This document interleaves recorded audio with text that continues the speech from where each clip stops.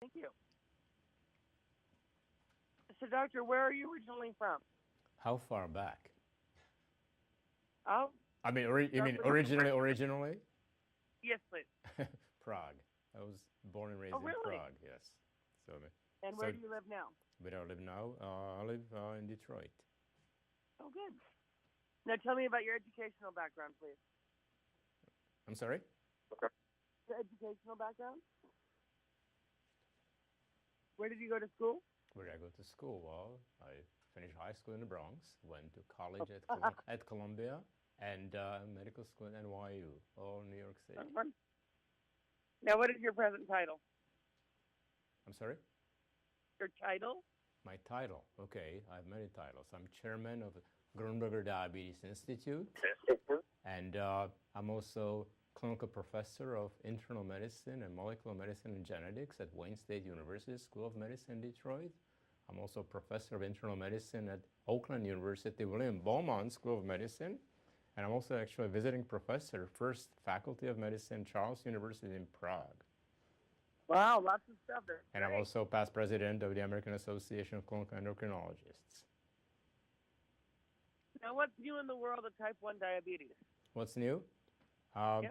So if we are going to talk about a survey which was conducted by Harris Paul on behalf of the American Association of Clinical Endocrinologists with support of Lexicon and Sanofi, it surveyed the unmet needs in T1D or type 1 diabetes, and the survey looked at the attitudes of both endocrinologists, the specialists who deal with the disease, and the patients living with T1D about both what they think about the current state of the affairs. I mean, what are the advances which have been made? Are they aware of them? But also the unmet needs, i.e., what else is there left to do to make sure the patients can manage the disease well. So there was actually a very good survey because it's very important to know, as you know, what's going on and being able to find out is there anything more we can do for patients. What were some of the main findings of the survey? The main findings were, so I guess it's a two-edged thing. On one hand, both the endocrinologists and the patients were excited about the advances. They're all overwhelmingly excited about potential for cure. But I think the other side of that is that vast majority of patients certainly related to struggles they still face every single day in meeting the challenges of just ordinary living, trying to have the delicate balance of having the right amount of insulin to make sure blood sugar levels stay under control so they avoid those dreaded complications of the disease. And what is the Grunberger Diabetes Institute? So the Grunberger Diabetes Institute is where I practice. It's in Bloomfield Hills, Michigan, just north of Detroit. And we focus on exactly what the survey is about. How do we make sure that patients can live normal lives while dealing with diabetes? So we do both clinical research studies, but also manage patients with what we have available today to make sure that they actually can meet those challenges. What were some of the questions that were asked in the study, in the survey? The questions, again, were both, I mean, are you aware of the advances which have been made?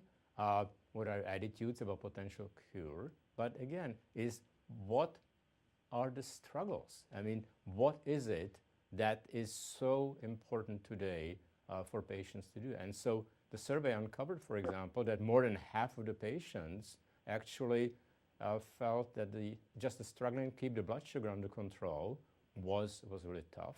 And the other thing is that more than half said they actually avoid certain situations, for example, going to eat out or exercise, even driving, because of that struggle. And so again, it's very important for people to realize that there are still these unmet needs which need to be obviously faced, and the conversation between the physicians and the patients is paramount, both for physicians to inform patients about the latest advances, but for patients to relate specifically what is it they struggle with, and hopefully seek the solutions which will make their lives a bit easier.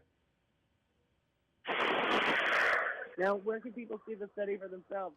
So for more information, there's a website, gobeyondinsulinalone, t1d.com.